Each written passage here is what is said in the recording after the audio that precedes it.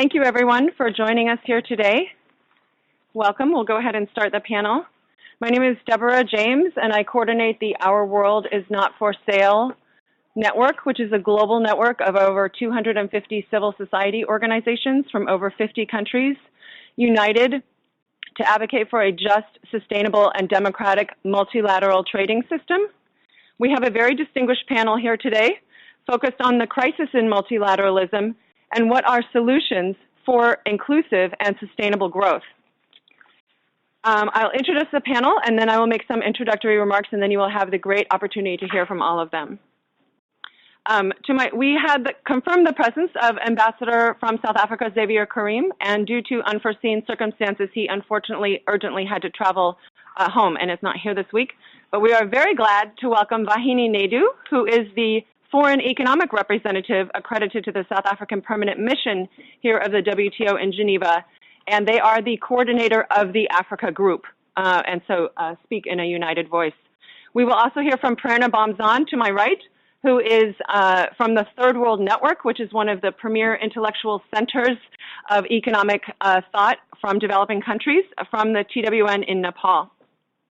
We will also then hear from Richard Kozul-Wright, who many of you know is the director of the Globalization and Development Strategies Division of the UN Conference on Trade and Development, which is the publisher of the annual Trade and Development Report, which I think is the most important document of the year to read every year to understand what's happening with trade and development.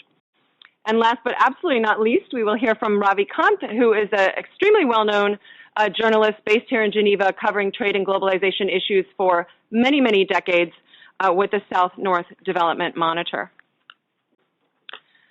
So speaking from Our World is Not for Sale, our organizations represent millions of the workers and farmers, the environmental advocates, development and public interest advocates who believe that trade can help promote development and shared prosperity around the world.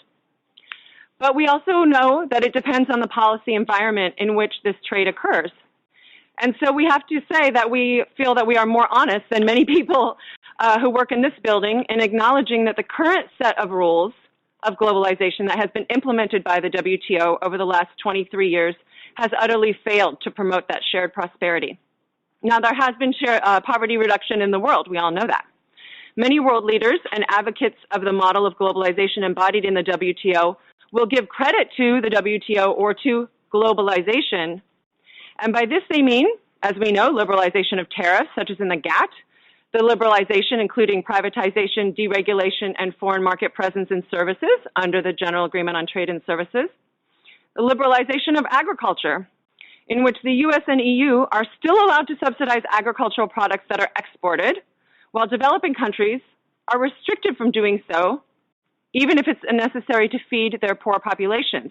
And this is the Agreement on Agriculture, which is, as we know, responsible now for impoverishing millions of farmers and resulting in the fact, you might not know and is never talked about in this corridors, that there are now 815 million people who go hungry every night to bed. That's 11% of the population, and it's actually increasing. We also have a system that involves extreme patent monopolies, government protectionism, in which the government intervenes in the economy to stifle competition, promote monopolies, and drive prices upwards, which is the opposite of free trade, and has resulted in the net transfer of wealth of hundreds of billions of dollars from the South to the North and from consumers to a very tiny number of people of very special interests, which is a very protected class called patent holders. And now we see attempts to have the full liberalization of the future digital economy with the attempt to push aside the development agenda and the urgent need for agricultural reform and instead launch new negotiations on digital commerce. But it seems like people who advance this agenda, that globalization, are not living in the same world as the rest of us. Because what is that reality that we're living in? As I said before, we all know there has been a vast reduction in poverty in the last 25 years. However, you might not know that 2/3 of the net reduction in extreme poverty in the world since 1990 has occurred in China. And much of the remaining third was helped by the vast increase in China's imports from other developing countries, as well as hundreds of billions of dollars of their foreign investments, loan, and aid. So by this standard, Chinese globalization has done very well. But the same is not so clear for the other kind of globalization that has been advanced by the Washington-led institutions such as the IMF, the World Bank, and of course, the WTO here in Geneva. Now, I also work at an institution called the Center for Economic and Policy Research. And this that I'm talking about is documented in a report we published last year called the Scorecard on Development, in which every 5 years we look at the state of the world, looking at indicators such as health, education, longevity, infant mortality, income, inequality.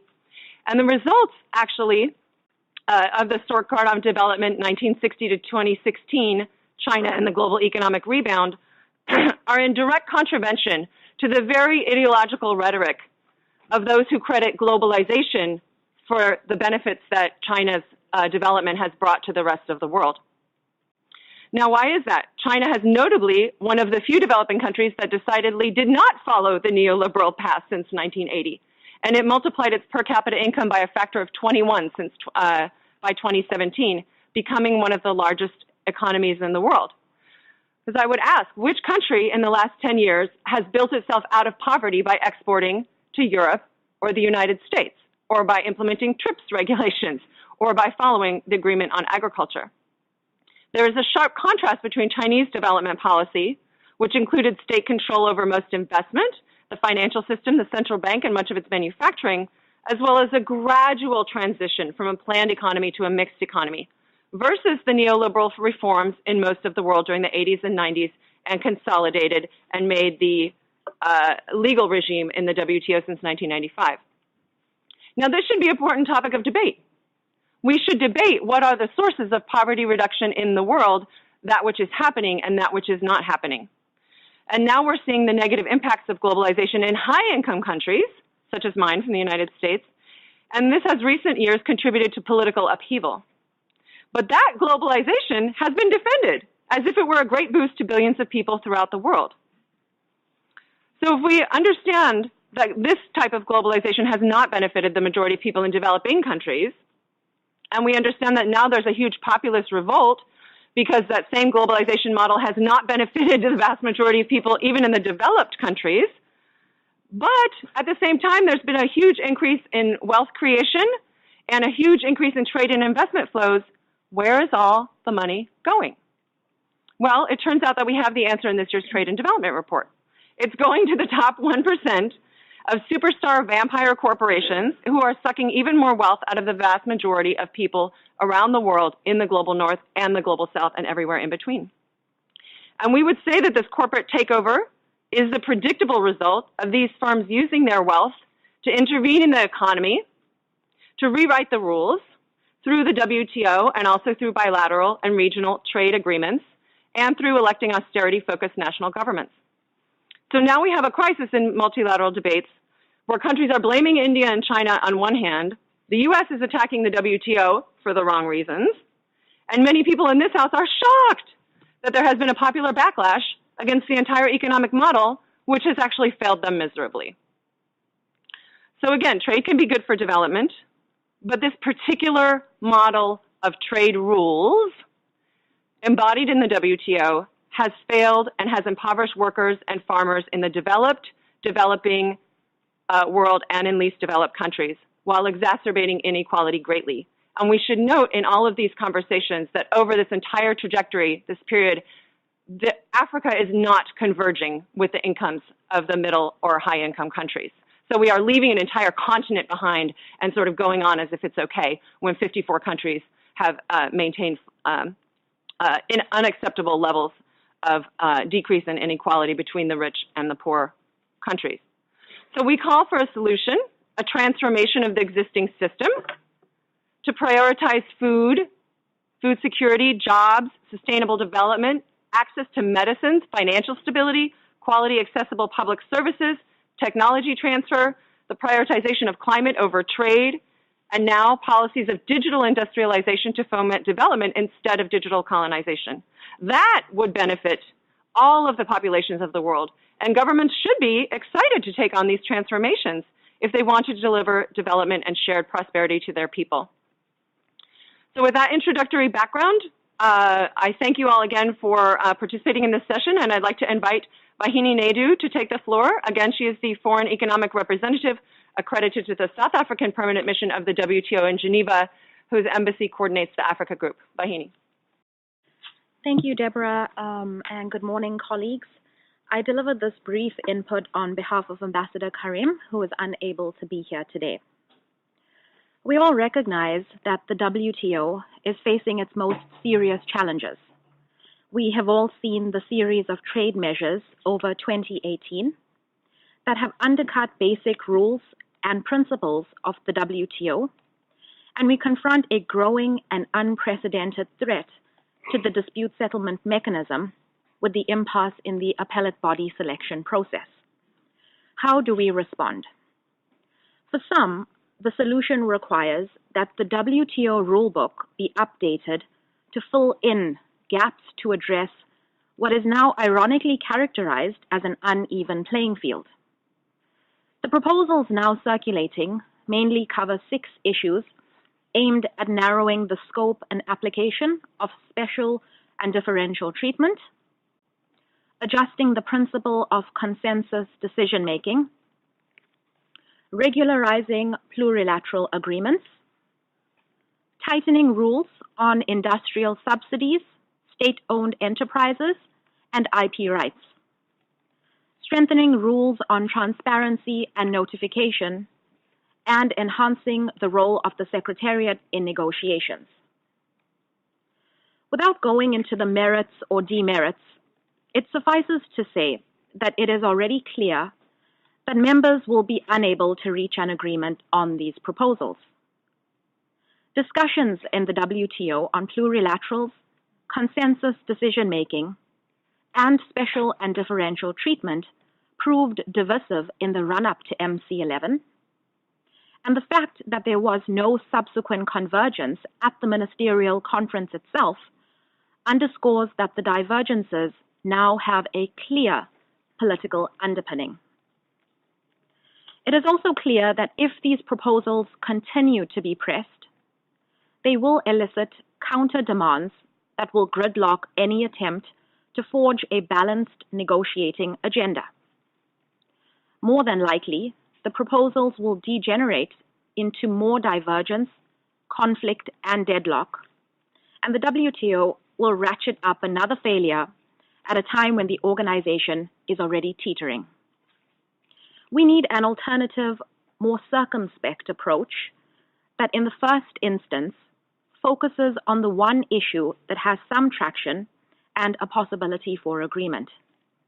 That is, we need to intensify and focus on fishery subsidies, and in parallel, we should mobilize our efforts around trying to overcome the appellate body impasse.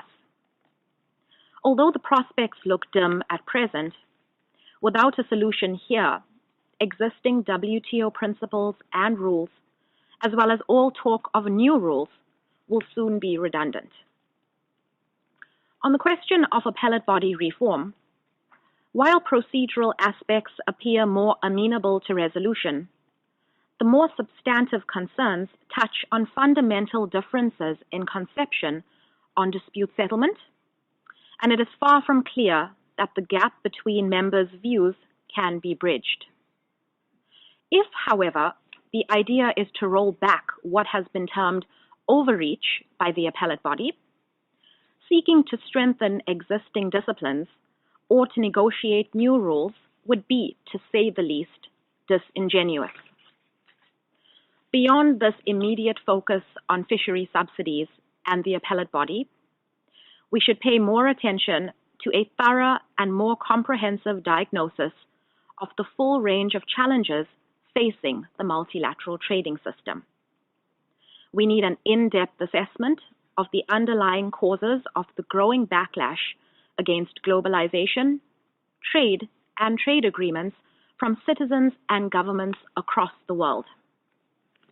We all know that the benefits and costs of trade liberalization have not been shared equitably. Citizens are increasingly aware that the safety nets needed for trade adjustment are inadequate, and that job losses in declining sectors are rarely compensated by growth in others. Job insecurity is on the rise. We need to fully acknowledge the role of trade in the state of affairs and not shy away from assessing the extent to which trade and trade agreements have contributed to growing inequality across the world. A related area of interest is how trade agreements encourage or facilitate growing economic concentration, monopolistic and oligopolistic market structures across the global economy. In a word, we need to do much more to properly assess and respond to the challenges of inclusivity. We also need much more improved and balanced analysis of the conditions under which trade can generate more equitable outcomes within and between countries. We should also be ready to accept that it is reasonable to refrain from new rulemaking or further trade liberalization if the right conditions are absent. We need more realistic assessments of the impact of trade on growth, and we should cease from overselling the impact of trade for economic growth.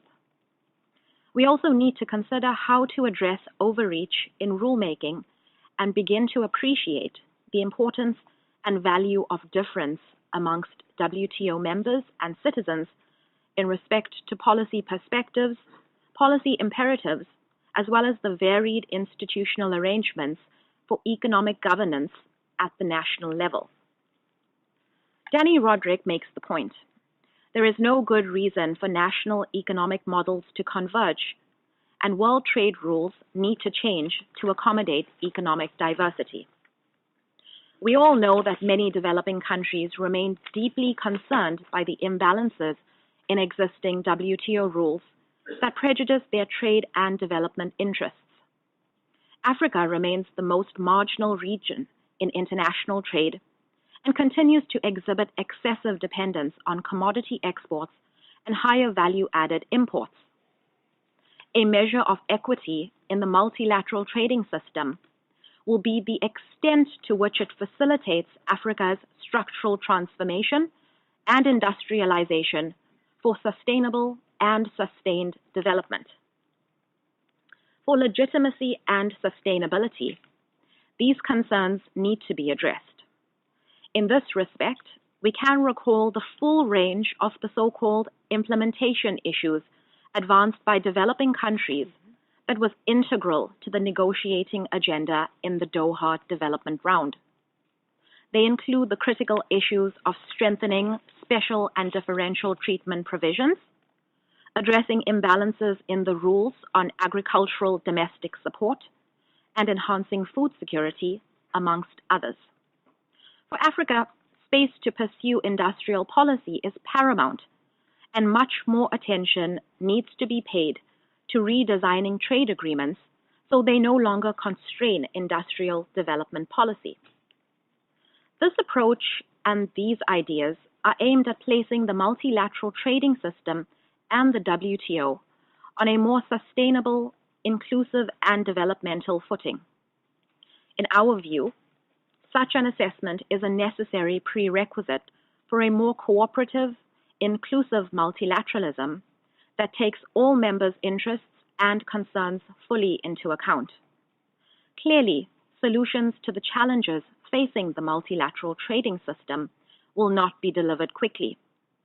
But to strengthen the system in a sustainable and legitimate manner, this is not the time for precipitous, one-sided attempts at rulemaking in the WTO. In any case, all proposals for action in the WTO will be assessed against the standards of inclusivity and development. Thank you. Thank you so much, Vahini, speaking of the interests of South Africa and of the Africa Group. Next, we are very happy to hear from Prerna Bomzan from the Third World Network based in Nepal. Thanks, Deborah. I would like to start by giving a brief introduction regarding the UN-defined least developed countries, because I think people still mistake the LDCs as just low-income countries, but actually, because they are more vulnerable and disadvantaged members of the UN family, And it's not only because of the income criteria, but also because of the human assets, and there's also the economic vulnerability of LDCs. So LDCs actually, their low level of socioeconomic development, it's characterized by, as I said, weak human and institutional capacities, low and unequally distributed income, and scarcity of domestic financial resources. They often suffer from governance crisis, political instability, and in some cases, internal and external conflicts. Their largely agrarian economies are affected by a vicious cycle of low productivity and low investment.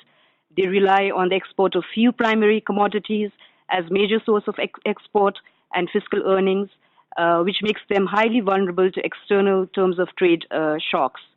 Only a handful has been able to diversify into the manufacturing sector, though with a limited range of products in labor-intensive industries, that is textiles and clothing. These constraints are responsible for insufficient domestic resource mobilization, low economic management capacity, weaknesses in program design and implementation, chronic external deficits, high debt burdens, and heavy dependence on external financing that have kept LDCs in a poverty trap. And we know that almost 75%, or LDCs depend almost 75% on external financing. And it's very clear that also ODA is used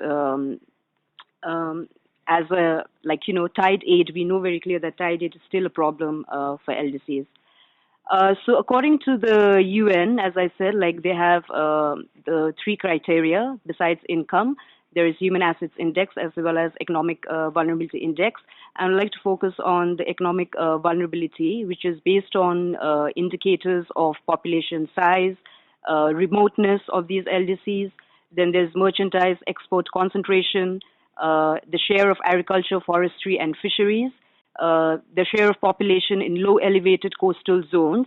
This is a new indicator which was introduced in 2015 triennial review. So that shows that LDCs are very vulnerable to environmental damages and constraints. And the other indicator is instability of exports of goods and services, obviously victims of natural disasters, and instability of agricultural production.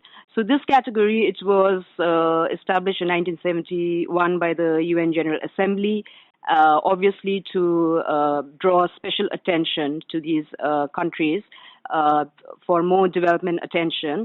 And that time there were only 23 LDCs, but today there are 47 LDCs.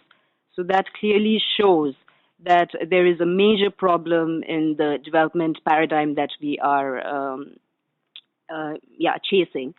And out of the 47, 36 are WTO members. 8 of them, they are in progress of acceding to the WTO.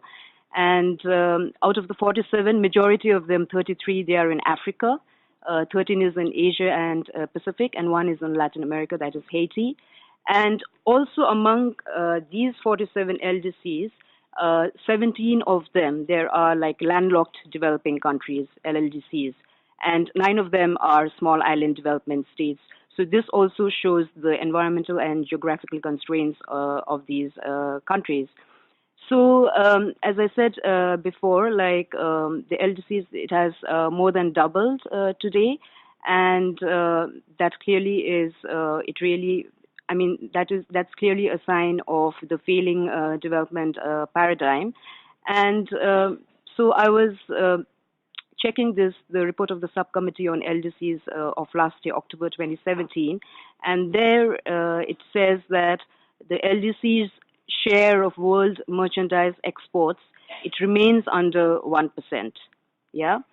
and its share in world exports of goods and commercial services, it stood at 0.91% in 2016, and the LDCs, they continue to record a sizable trade deficit, which reached $92.9 billion in 2016, which represents a 9-fold increase compared to the trade deficit in 2005, that is a decade back.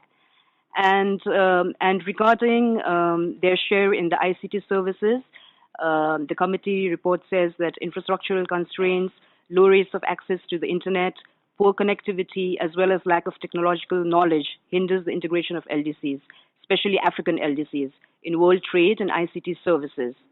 So this persistence of such a digital divide, it prevents LDCs from entering fully into new ways of trading goods and services, such as e-commerce, and to participate in global value chains. So this is a report of the subcommittee on the LDCs. So right now in the Doha round, the LDC package which we talk about, that is duty-free, quota-free market access, the rules, simpler rules of origin, and the services waiver, that we think as the development aspect of the Doha round. And as CSOs, we've been consistently calling for the early harvest of the LDC package. But right now, there hasn't been any movement in the negotiations. So clearly, for LDCs to benefit from trade for development, this early harvest of LDC package is very key. And the other is the means of implementation, actually. The means of implementation of the ODA. So we've been calling for 0.15 to 0.20% of ODA that should go to LDCs, and this has also been reaffirmed in the Istanbul Program of Action for the LDCs, which is for the decade 2011 to 2020. So this is very important. And the other means of implementation is technology transfer. So we know that there's this Article 66.2 of the TRIPS agreement, which says that, which obliges developed country members actually, that they shall provide incentives to enterprises and institutions in their territories for the purpose of promoting and encouraging technology transfer to LDCs in order to enable them to create a sound and viable technological base. And but we know for certain that there hasn't been any movement in this Article 66.2 of the TRIPS agreement. So we are calling for that. And then the other multilateral space for LDCs for development is the SDGs also. So many of the goals, they stress on special attention, development attention to the LDCs. And the other thing is regarding, since I'm following the climate change negotiations also, especially from the LDC perspective, out there in the UNFCCC also we see a crisis in multilateralism, basically because, one of the biggest historical polluters, the US, they have decided to pull out from the agreement. But it's quite it's quite unacceptable that they're still on the negotiating table, still negotiating the Paris Agreement work program, which is to be adopted later in December at the COP24 in Poland. And we know that the Paris Agreement, it's a very delicately balanced agreement where developing countries, they ensured that the principle of equity and the common but differentiated response, the CBTR principle, which is very important for us, which clearly shows differentiation between the developed and the developing countries. And so it's a very delicately balanced agreement, but now we are seeing in the negotiations that, especially we are going towards COP24, that the developed countries are still attempting to erode the key principles of equity and historical responsibility. So that also, since we know that there's a nexus between trade and environment and climate change, so the crisis out there, the crisis of multilateralism in the UNFCCC will also have a very detrimental effect on trade. Thank you.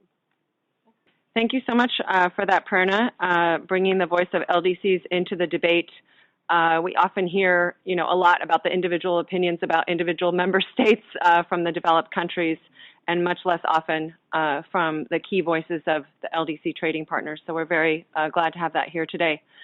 Without further ado, many of you may already know, but Richard Kozul-Wright, as the Director of the Division on Globalization and Development Strategies of UNCTAD, will share his views as, in my view, and the view of many people around the world, one of the persons who understands the role that trade has actually played in fomenting or constraining development around the world, and has the most latest research on what the actual implications have been. Thank you, Richard. Thank you, Deborah. I'm not sure about that. I mean, when I cross the Rue de Lausanne, I always get a little bit nervous because, unlike most of you and my fellow panelists, I'm not a trade expert, and we don't look at the development challenge purely through a trade lens. It's an old UNCTAD position that we live in an interdependent world, and it's the interdependence between trade, finance, technology, capital flows around which we need to position the development challenge, both in the past and currently. Let me give you my basic message. I don't have anything prepared. In a way, we find it's a bit odd that the crisis of multilateralism has come to be associated with trade, and people have suddenly started talking about the crisis of multilateralism out of recent events in terms of WTO and the trading system. And we find that odd because trade after the financial crisis actually helped to revive the global economy. And the financial crisis in 2007, 2008 was a profound shock, not only to lives and livelihoods, but to the predominant ideology and the predominant way in which the global economy had been structured over the course of the previous 30 years. And that was a previous 30 years that had significantly broken with the rules of the game broadly defined that had been created out of the chaos and destruction of the Second World War around the Bretton Woods institutions and related institutions. And so when people talk about a crisis in a 70-year international liberal economic order, which is how most of this narrative about the crisis of multilateralism seems to be framed, particularly in this institution, we simply don't see it in those terms. Because that order that was created after 1945 died in the late 1970s and early 1980s, when policymakers in the North rejected full employment as a principal goal of policymaking, when the deregulation of financial markets and the opening up of the capital account became a fixture of international policymaking, with an attendant increase in footloose capital, when the mixed economy became a dirty phrase for many policymakers. That's when the post-war international economic order died. So whatever we're talking about when we're looking at trade wars and Trump and Brexit and other features that seem to be part of this contemporary narrative, it's not about the end of the post-war international consensus and compromise. It's about a crisis of what in UNCTAD we've called hyperglobalization. And by hyperglobalization, we basically see three distinct features from the earlier period of globalization from the end of the Second World War. Clearly, there's an ideological component with the rise of neoliberalism as a dominant economic narrative. Neoliberalism, though, is not simply about more markets. That's a very basic kind of philosophical failure in a lot of the discussion of neoliberalism. Neoliberalism is fundamentally about creating a set of rules that allow business to do what it wants, how it wants, where it wants, unencumbered by the actions of governments and other potentially distortionary elements, democracy, trade unions, other things that might get in the way of business doing what it wants, how it wants, where it wants. And for those that want to read that history, there's a superb book that's gone under the radar screen, unfortunately, by an American historian called Quinn Slobodian, called The Globalists, which is about the origins of neoliberalism, which are in this town. His history is about how essentially the Austrian economic tradition, in collaboration with the International Chamber of Commerce and the League of Nations, fashioned the early manifestations of neoliberalism in all the forms that we see it today, which is interesting because when a lot of people criticize what we in UNCTAD present as an alternative, which I will do very briefly at the end of my remarks, about, oh, you can't go back to the old history of the post-war era. The irony of that is that most of the discussion that we hear in the shaping of the post-war, of the recent international economic discourse, goes back to that tradition of the 1920s and 1930s, which has resurfaced in the post-1979, 1980 period. So neoliberalism is one feature of hyperglobalization that needs to be stressed. The other feature is financialization. The dominant force in the contemporary global economy is not international trade, it's international finance. And it's not just simply the increased cross-border flows of capital, which is, of course, very, very significant. It's the financialization of economic life, the way in which financial criteria have not only shaped financial markets, but have shaped corporate governance, have shaped the way in which intellectual property is thought about and governed, and indeed the way in which economic policymaking is structured around a very specific set of policy goals and ideals. And the third element of hyperglobalization that we've identified in the work we've done, become more significant in the discussions recently, is the growing importance of rent-seeking behavior by the corporate sector as the way in which it increases both its economic and political influence in terms of business strategy. So these and it's just, I don't want to. We in last year's Trade and Development report we wrote extensively on this, but I want to say a little bit more about that in the context of international trade. So these are the three features of hyperglobalization which distinguish it from the immediate post-war type of globalization are neoliberalism, financialization, and rent-seeking strategies. And the consequences of that, as we've tried to set out extensively in the work that we've done in our Trade and Development report, are fourfold, I think. One is a growing dependence on indebtedness as a driving feature of the growth path of many countries. So hyperglobalization has become a highly indebted world, and not just indebted in terms of government debt, but in terms of household debt and in corporate debt. That's not an incidental feature of this world. This is how this world works. And this is a world that depends on very high levels of debt across all sectors. It's as you all know, it's a highly unequal world. Inequality is hardwired into the way in which a hyperglobalized world is structured, and that's again not just true of inequality across households. We've argued extensively in our work that it's actually probably more significant in terms of functional inequality. That is inequality between the capital and labor.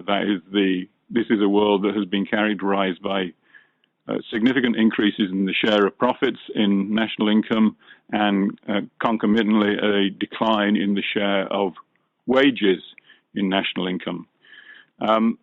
It's also a world that is highly unstable. Instability is a feature of the hyperglobalized world, and that was particularly true of developing countries in the 80s and 90s, but it's quite clearly become an endemic feature of advanced economies as the rose-tinted view of the great moderation has turned into a far more unstable a set of relationships in the advanced economies too. And finally, and perhaps most ironically, it's a world that has been characterized by insufficient investment. the big sell of hyperglobalization and a more predominant role for finance in the ordering of economic life was that it would lead to a more vibrant investment climate, greater capital formation, and rising productivity as a consequence of that greater capital formation. None of those features have characterized the vast bulk of economies, both developed and developing, in the course of the last 30 years, with one notable exception that Deborah mentioned in her remarks, namely China.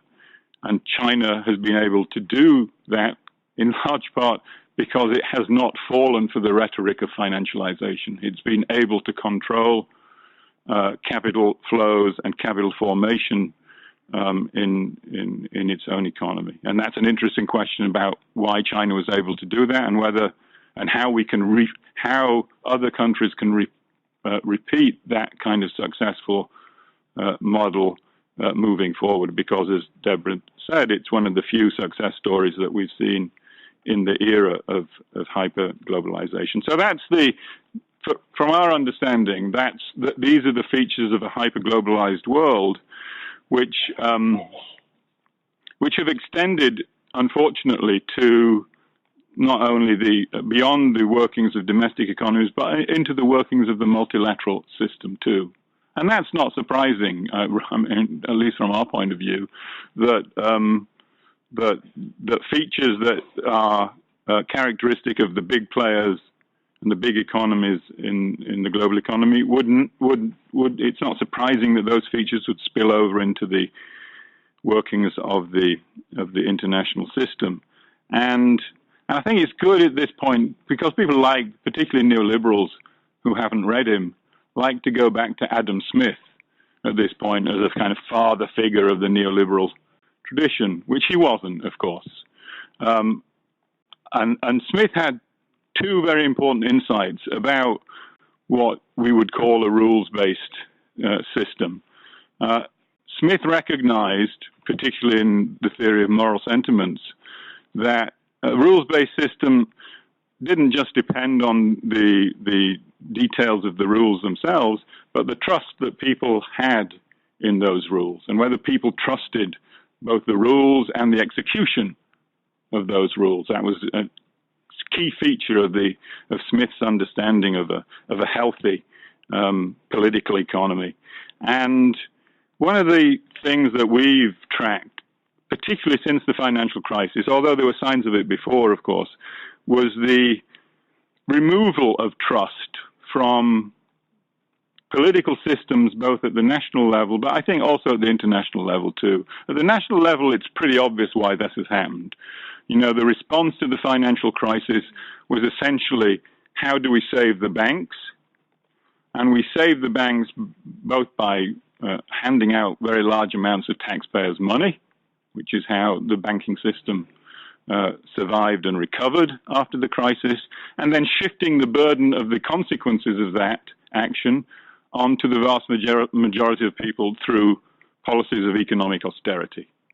And that combination of saving the institutions that caused the problems in the first instance and then shifting the burden onto your average citizen has clearly removed most people's sense of trust in the institutions, ultimately whose job is to provide for the welfare of its citizenry. And in many respects, obviously Trump and Brexit and other features, morbid features of the contemporary era are a product of that system. There's a wonderful line I use from Cat on a Hot Tin Roof by Tennessee Williams, where Big Daddy at one point says that the vacuum is sometimes a hell of a lot better than the things that nature fills it with. And I think that's probably true of our contemporary political environment as well.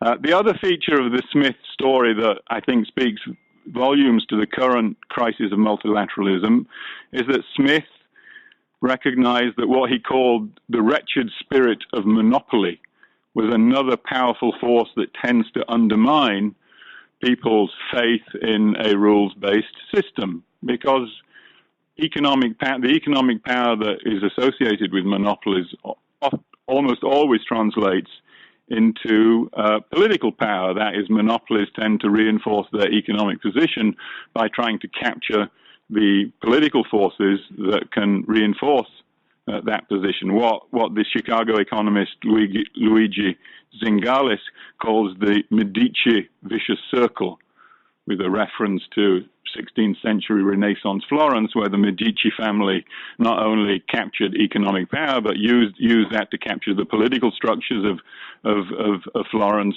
to reinforce that and to reinforce their economic position. And that's very much, I think, what we're seeing in the contemporary international system today.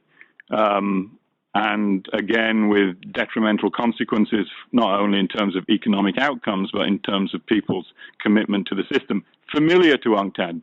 Raoul Prebisch complained about these kinds of relationships back in the 1950s and 1960s, with a specific reference to the workings of commodity markets, which were back then a major source of income for most developing countries. But we see exactly the same in many global value chains in the current era, and this year's Trade and Development Report documents the way in which monopoly power has had highly unequalizing impacts in different parts of the chain, and particularly undermining those sections or weakening those sections of the chain engaged in production activities, and augmenting those sections of the chain engaged either in pre-production activities, whether that's financing or logistics, or post-production activities, whether that's marketing or branding, etc.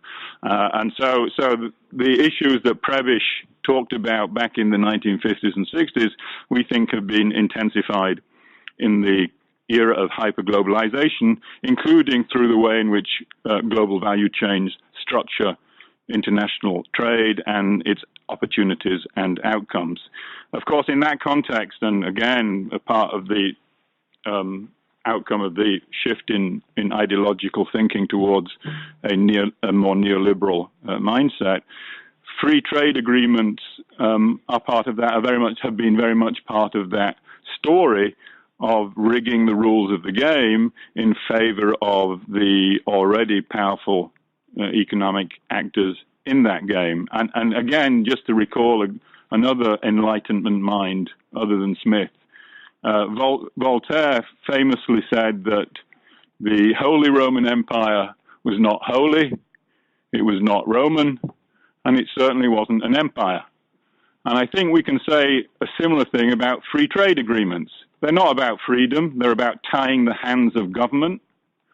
They're not about trade. They're about everything but trade. They're about state ownership and technology transfer and intellectual property and standards and regulations behind the border of one kind or another. And they're not about agreements.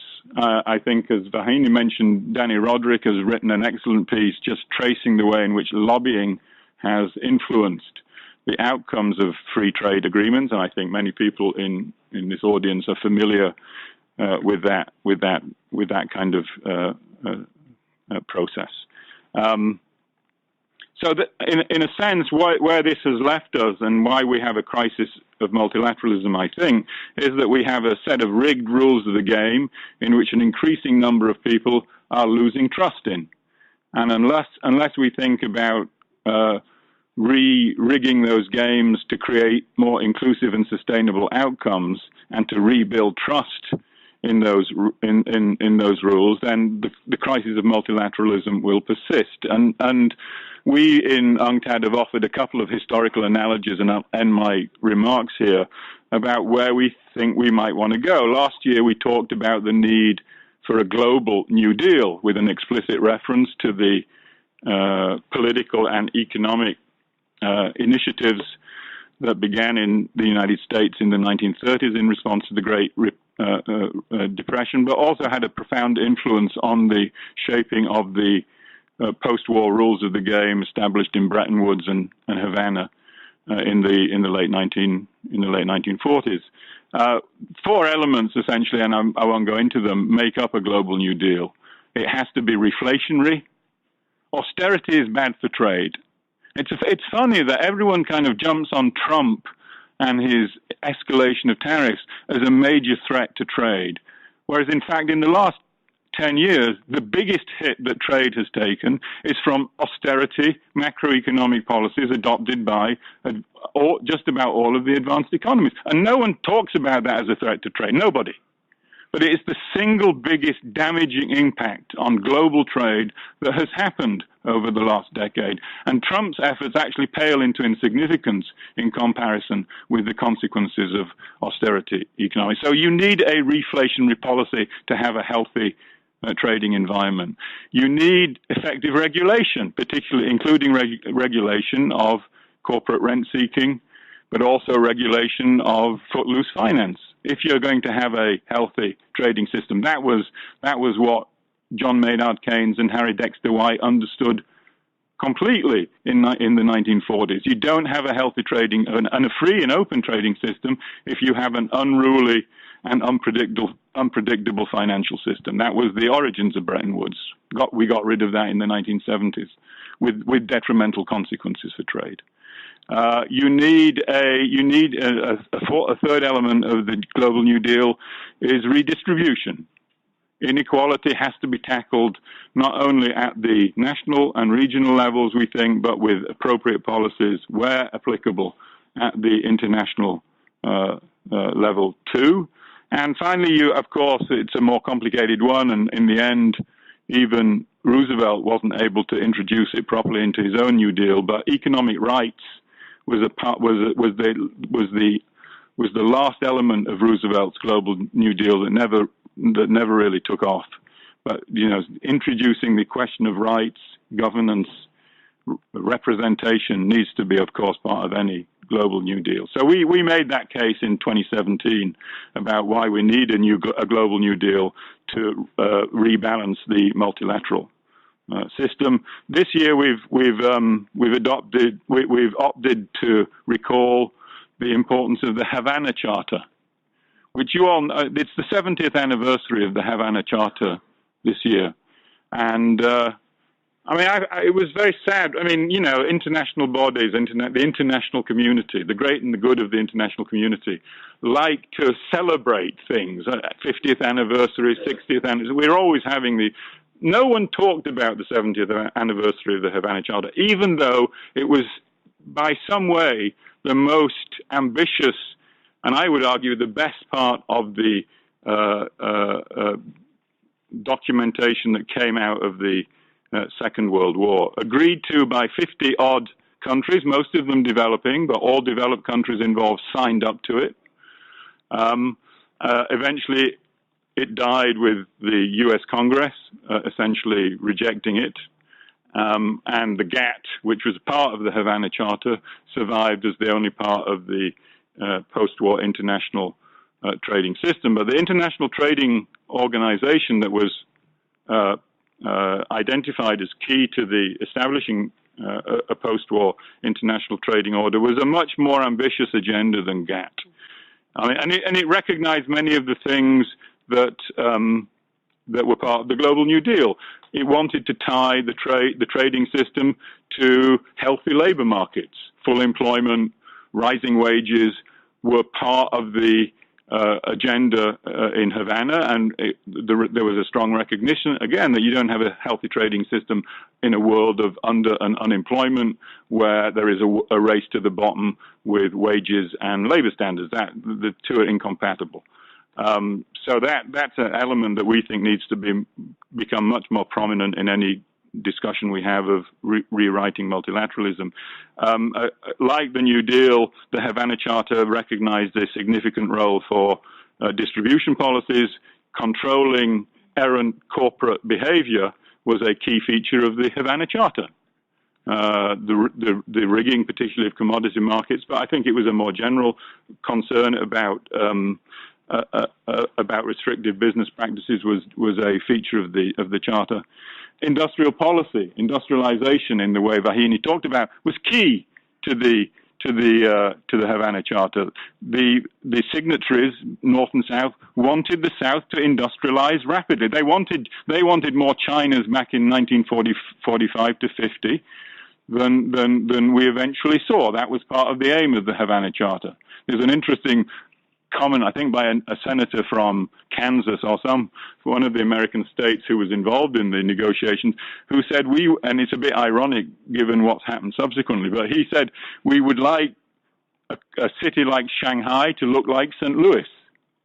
That was the aim. That's what they wanted. Now, I guess a lot of people in St. Louis would probably want to look like Shanghai today, but back in 1945, that was the aim of the signatories of the Havana Charter. So those kinds of messages, and of course reworked to all the challenges in the 21st century, including those that Prerna talked about, need to be upfront, frankly discussed if we're going to get the kind of revival in multilateralism that does genuinely produce the kinds of inclusive and sustainable outcomes that Deborah talked about in her opening remarks. Thank you. Thank you so much for that, Richard. That's amazing from 2 sticky notes that you were able to present all of that in such a logical fashion. Last but not least, we are very happy to have with us today Ravi Kanth. You all may follow his writing in Mint, in the World Trade Online, and many other publications, including the South-North Development Monitor. He has been covering globalization trade in the WTO since before its existence. So we look forward to your remarks, Ravi. Thank you, Deborah.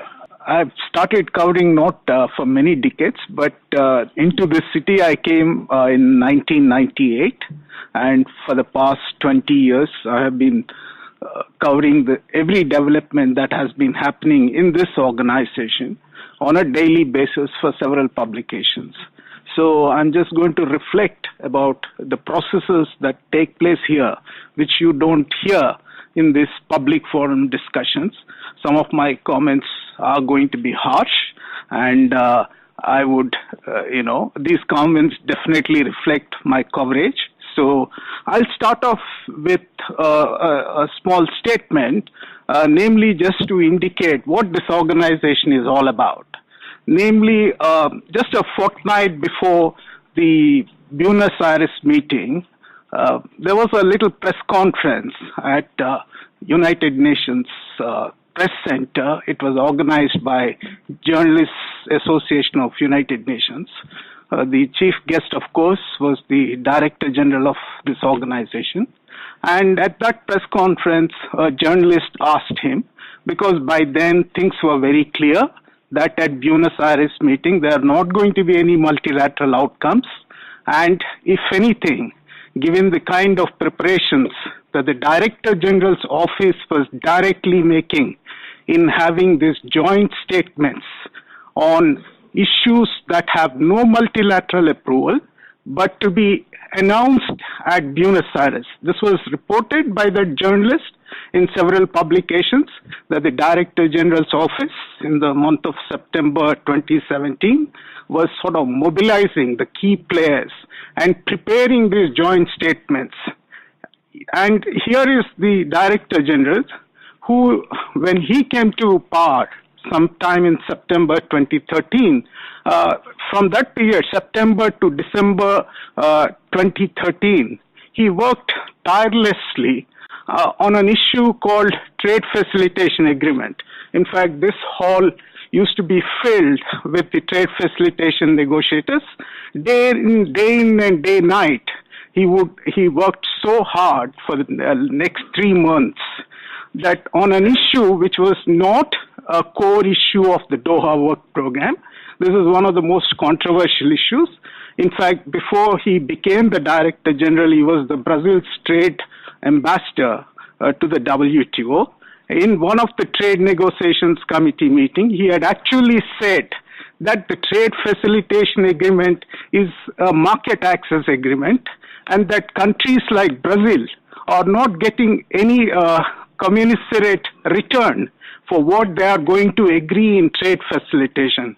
That was the man who later became the Director General and who worked hard to get this trade facilitation agreement while completely ignoring the real issues of the Doha Development Agenda, whether it's agriculture or implementation issues or special and differential treatment improvements, or for that matter, the LDC package.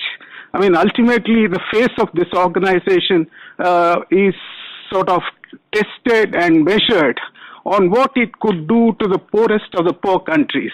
And the LDC package has been weighing heavy on this organization since 2005 Hong Kong Ministerial Declaration in Hong Kong. I mean, there are different stages, but suffice to conclude here, the Director General who worked on Trade Facilitation Agreement, because it was an agreement sought most by the United States and the European Union and several other countries, of what are called the Colorado Group. The Colorado Group was formed in 1996, and he was the man who has ignored the developmental issues which his own country had brought into full play starting from 2003.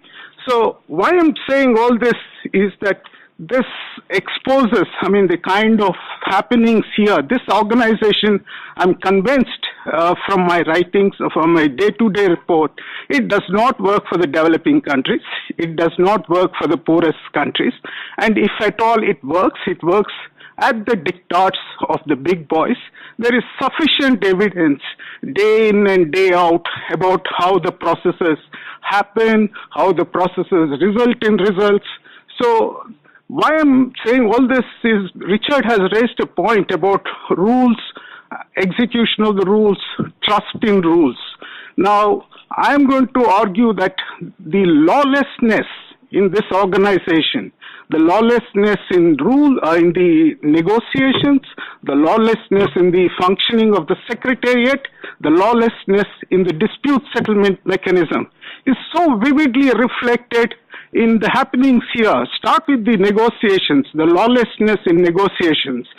Lawlessness in negotiations starts when ministers adopt a certain negotiating mandate.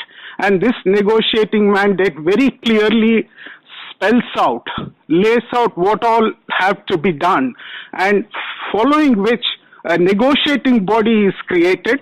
This was the case in 2002 when the Doha negotiating body was created, and it had a large agenda that encompasses issues like agriculture, industrial tariffs, rules. And in rules itself, there are several areas like improvements in anti-dumping, improvements in subsidies. There are regional trade agreements. There are fisheries subsidies. Then there were these so-called then services, then also improvements in dispute settlement understanding and rules. More importantly, there were these controversial issues called Four Singapore issues: trade and investment, trade and competition policy, trade and the government procurement, and trade facilitation. Now, what happened at the Cancun Ministerial, I'm sure most of you are aware that when the Cancun Ministerial took place in 2003, it had collapsed primarily because at one end of the table you had United States, which was refusing to do anything on agriculture, particularly reduction of the domestic subsidies. And then you had on the other end, the European Union, whose trade commissioner at that point of time was a man called Pascal Lamy, who later became the Director General of this organization, who was refusing to accept anything because none of the four issues which the European Union had pushed ruthlessly, namely trade and investment, government procurement, trade facilitation, and trade and competition policy, there was no explicit, the word explicit is most essential when this mandate was agreed, that when the Doha negotiations were agreed, that they agreed that at the fifth ministerial meeting, there has to be an explicit consensus among members so to proceed further on negotiating the four Singapore issues. So there was no explicit consensus at Cancun, and the negotiations collapsed. So they moved to 2004, and in 2004, in order to get the support of the developing countries, namely all the India and several other countries, the European Union and the United States, a man called Ambassador Zelek at that point of time, along with Pascal Lamy, they have sort of worked out on what is called the July 2004 Framework Agreement. And that framework agreement clearly set out that in order to negotiate trade facilitation, that the developed countries will sort of pay a payment in terms of less than full reciprocity, in terms of reducing the tariffs, a developmental agenda for agriculture, address the least developed country issues. This was the 2000 July framework. They're all there on the website. You can refer to them. And from 2004, you move to 2005. That was the Hong Kong ministerial meeting where they further clarified. For example, there was substantial clarification of what needs to be done on the LDC package, what needs to be done on agriculture, particularly on cotton. Cotton is such a vital issue for 4 West African countries, and they promised in the 2005 Hong Kong Ministerial Declaration that it would be addressed ambitiously, expeditiously, and without any delay. That the reduction in cotton subsidies plus the reductions in other agriculture domestic subsidies will be addressed on a war footing. Then comes 2006. From 2005, we move to 2006. And in 2006, by then you have a new Director General, a man called Pascal Lamy, who was earlier the European Union Trade Commissioner. Then he holds a meeting in this town.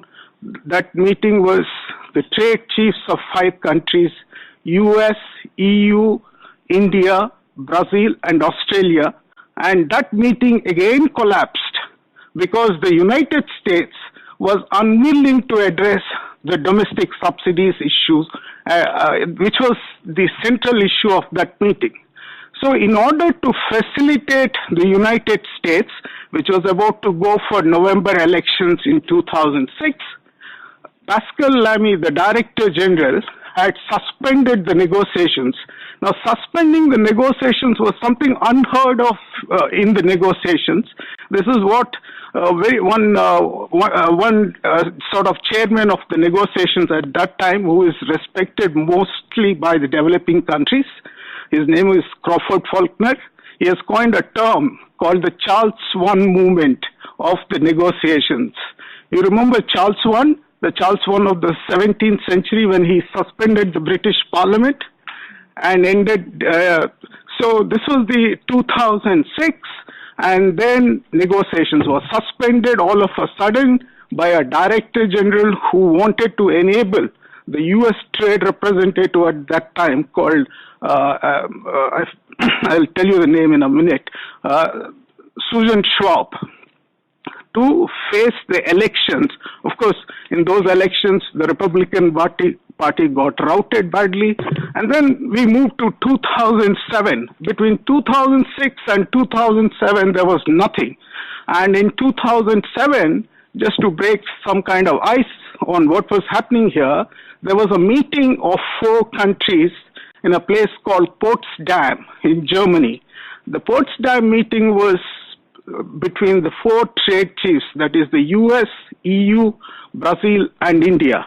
At that meeting, the US and EU suddenly turned the tables by saying that we will not address any of the issues in agriculture unless we get what we want in industrial tariff reduction commitments. Now, remember, industrial tariff reduction commitments were subject to the under the 2004 July framework. Developing countries will reduce tariffs in proportion to the developed countries, less than full reciprocity principles. So the whole negotiation was turned upside down in 2000. The 2007 meeting again collapsed at Potsdam. Then comes 2008. between 2007 and 2008, because of the efforts of this man called Crawford Faulkner in agriculture, there has been considerable sort of progress that many developing countries have welcomed it as having, when he came out with draft modalities, the first draft, the second draft, the third draft, and the fourth draft. The fourth draft came sometime in July 2008, and by then he had made substantial progress. There has been a certain welcome to his modalities, the draft modalities, and those modalities finally collapsed at the July 2008 meeting. There again, because one country was unwilling to discuss reduction commitments and domestic subsidies, it had to reduce its what is called the AMS from 22 billion to 15 billion. Initially, it had signaled that it will agree to that 15 billion. On the last day, it pulled the plug because there was massive opposition from its farm lobby back home in Washington. So you come to 2008, when when Crawford Faulkner had issued the revised draft modalities, which is the last major draft that had been there since then, and which developing countries always look up to as the one which has the landing zones. In fact, the Director General, when he was the Brazilian ambassador, he would always argue that the 2008 modalities is the final landing zones, and we, the developing countries, will not agree to anything. After the collapse of the 2008, we come to 2009, and at the 2009 meeting, the general mood was that how do you sort of resurrect this organization which is facing such systemic crisis in its face. So you have a meeting in 2009 basically discussing about, how to sort of improve the implementation issues within the organization.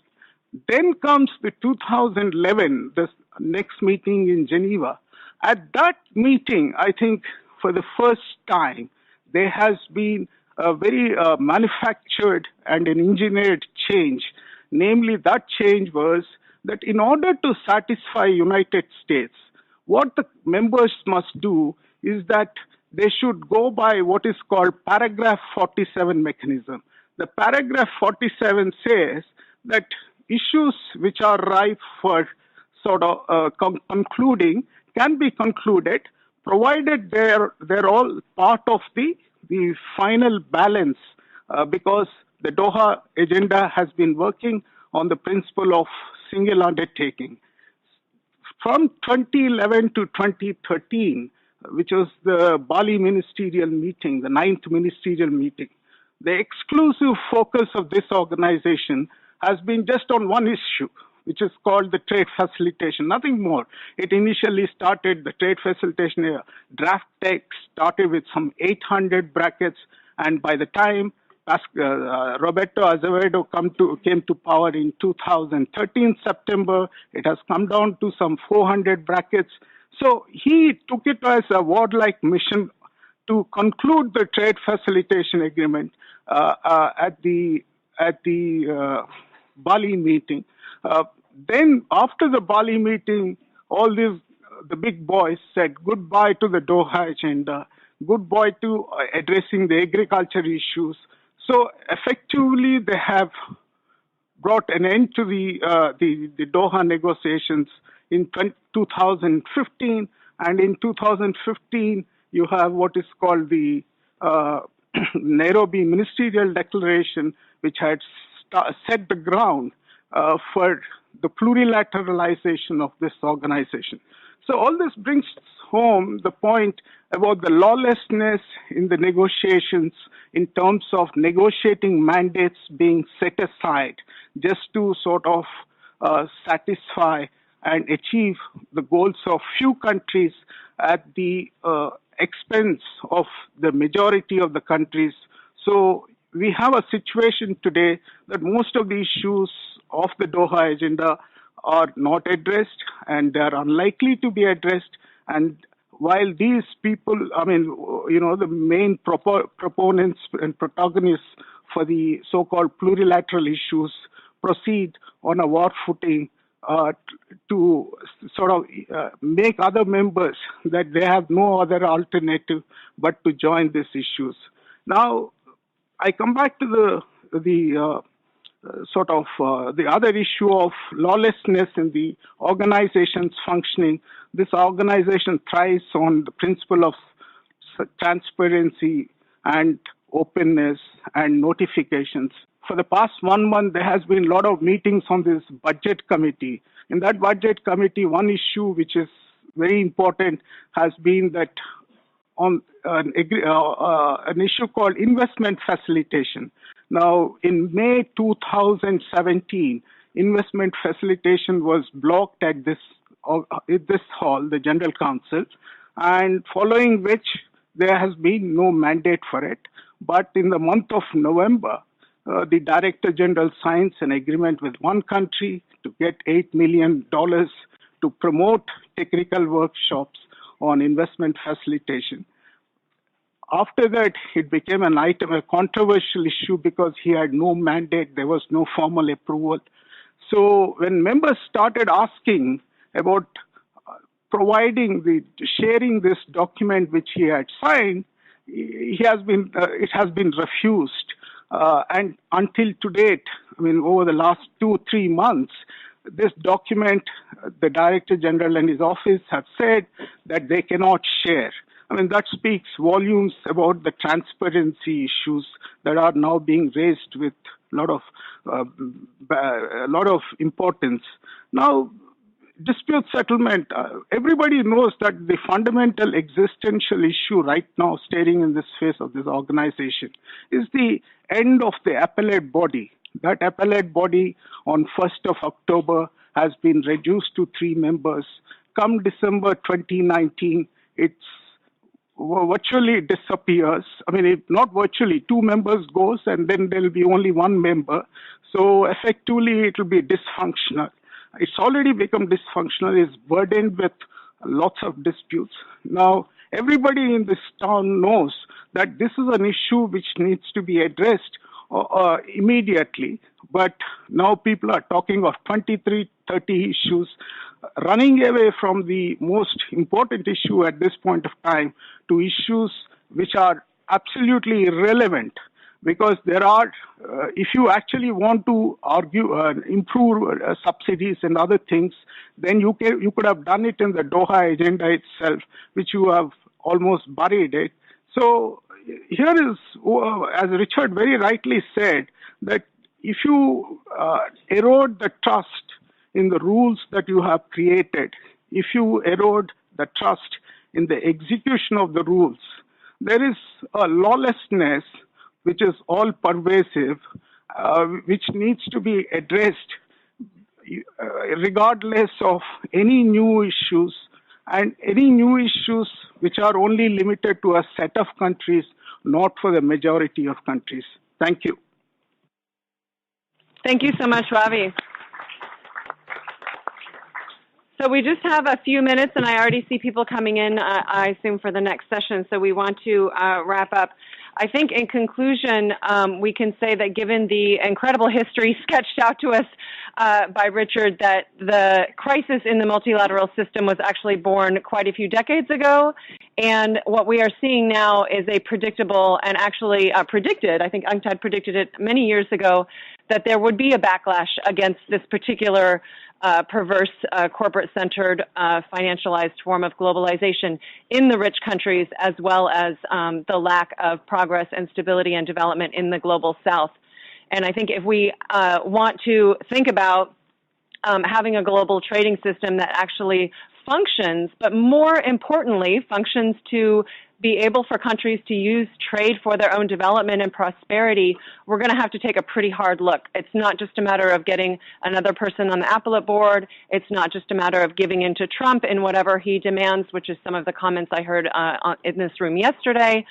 it's really about a fundamental rethink. And we need to think about the devastation that the TRIPS agreement has done to countries of the North and South. You know, it costs people in the United States $380 billion a year. That's 2% of our GDP. That's what we pay more in medicines because of patents than other countries pay in the world for the same medicine. So we need to talk about getting rid of some of these terrible agreements. We need to talk about not having more liberalization in the GATS, and actually going back to what is supposed to be the functioning of a multilateral trading system in terms of pursuing policies that allow countries to pursue their industrial development, their digital industrial development, full employment, and the rest of the issues that were brought up. I hope that this session, even though I'm sorry that we didn't have time for questions and discussion, has provided some more serious thought and more serious reflection about the deeper issues that are underlying the current crisis in the multilateral trading system, so that we can actually talk about solutions that will work for people and the planet, and not just continue to entrench corporate interests in the WTO and other multilateral spaces. So I thank very much the panelists for their attention and their great wisdom, and thank you all for participating here with us today.